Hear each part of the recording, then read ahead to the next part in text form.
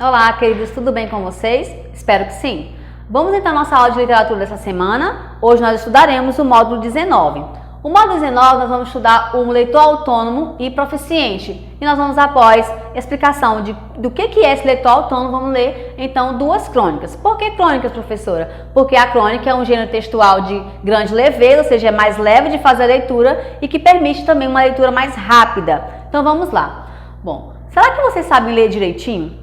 Claro, né, professora? Todo mundo sabe ler. Mas será que você é um leitor autônomo? E será que você é um leitor proficiente? O que é esse leitor autônomo e proficiente? É o leitor que sabe a melhor maneira, que já se conhece enquanto leitor e sabe a melhor maneira de ler os textos.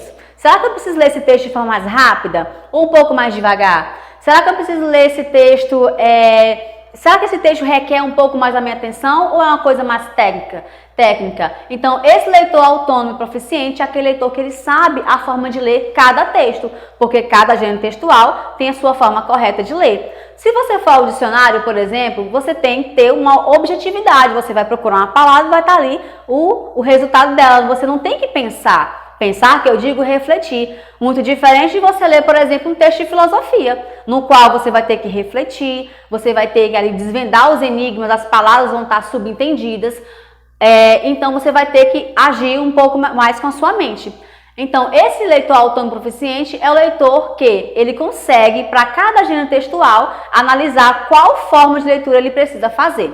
Por exemplo, um texto, como eu já havia falado, um texto de dicionário é diferente de ler um livro de história, um texto didático de história e geografia.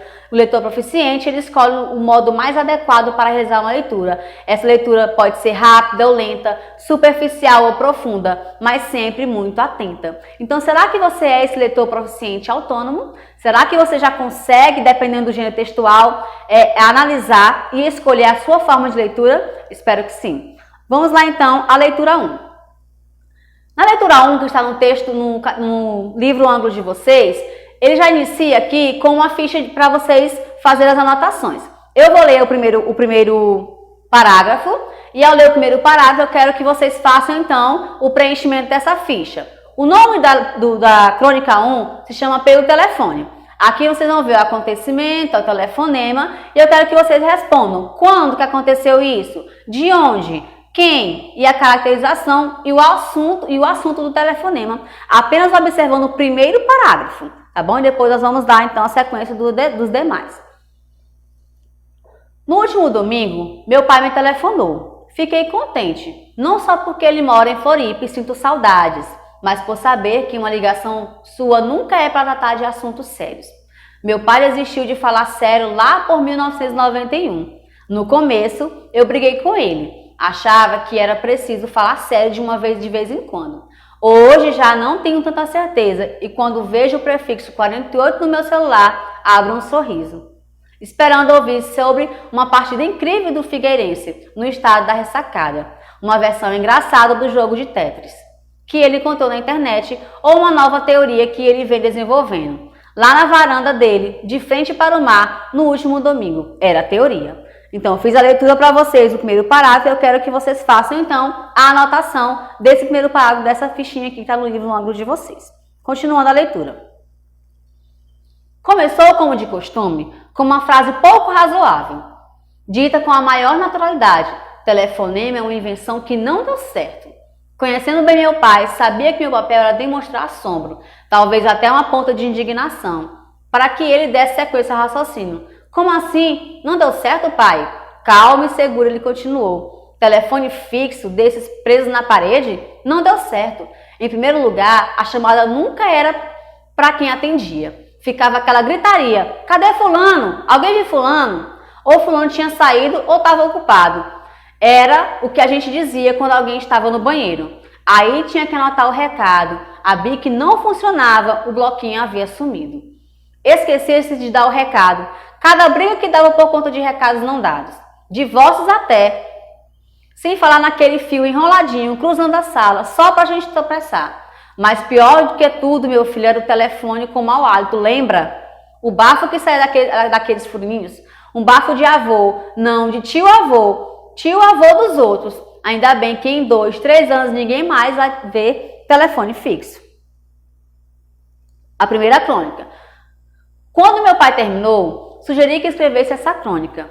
Não, filho, escreve você, presente de Natal. Aceitando, eu perguntei se havia outros objetos cuja obsolência ele percebera lá da sua varanda. Não é bem objeto, mas tem um hino nacional. Só serve para duas coisas, humilhar jogador de futebol e ferrar vestibulando. Tinha que tropeçar por aquarela do Brasil. Imagina só que beleza! Outra bobagem que precisa acabar é minuto de silêncio. Banalizou. Hoje em dia, morre o avô do ex-conselheiro da Portuguesa, o primo do Gandula. Todo mundo quer ficar quieto. Um absurdo. Agradeci. Desejamos um Feliz Natal e desligamos contentes com a conversa. No dia seguinte, havia um recado no meu celular, bem ao estilo do meu pai, sem oi ou qualquer apresentação. E aquelas 3 ligações para o Cachoeiro do Itapemirim, de 16 centavos e 58 cada, com a dona Lourdes. Jura não ter ideia de quem fez? Ainda dá tempo de botar na crônica. Vamos então à leitura da segunda crônica. Uma crônica sobre o tempo, o celular e a nossa realidade. A cena se repete todos os dias e todas as horas, do momento em que acordo até o minuto antes de eu dormir. O cenário vai mudando, mas a ação não. Entro no metrô, na Avenida Paulista, na sala de aula ou em qualquer outro lugar e me deparo sempre com algumas cabeças baixas reproduzindo freneticamente o mesmo ato que eu. Vejo vidas sendo orientadas pela mesma luz retangular do smartphone que me orienta, vidas movidas por outras vidas. Ufa, pelo menos eu não sou a única que perdeu o botão do stop. Stop?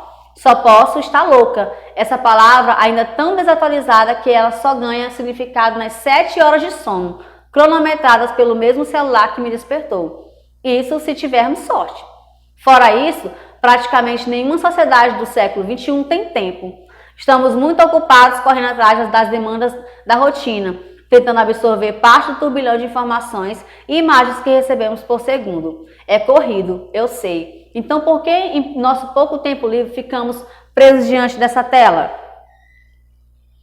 Poderia ficar aqui citando inúmeras respostas, mas não chegaria a nenhuma conclusão. Além do mais, os motivos são diversos e variam de pessoa para pessoa. Porém, na mesma semana escutei que enquanto estamos no celular, não estamos no nosso corpo. E foi a partir dessa simples frase que refleti sobre o que eu acredito que seja grande atrativo por detrás desse aparelho, o escapismo. Pense em quantas realidades, mesmo que ilusórias, podemos entrar em apenas uma mexida no celular. Hoje mesmo entrei em várias. No metrô, li uma notícia das Olimpíadas e voei rapidinho para o Rio de Janeiro, onde Thiago Braz acabara de ganhar o ouro no salto com vara. Pouco tempo depois, vi o nascer do sol em Fernando de Noronha, andando pelo mar de concreto da Avenida Paulista.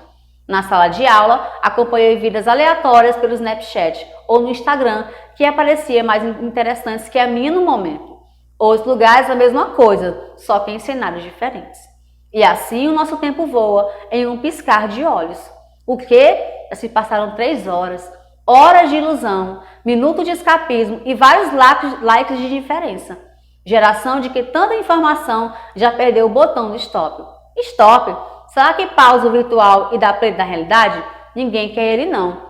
Nós fizemos a leitura dessas 2 crônicas, eu quero que vocês façam a análise, percebam que as 2 têm a mesma temática, sobre o telefone, só que cada um abordou o telefone de uma maneira diferente. Quero que vocês respondam no caderno de vocês as atividades propostas nesse módulo, acompanhem as redes sociais e a Agenda Edu. Até a próxima. Obrigada!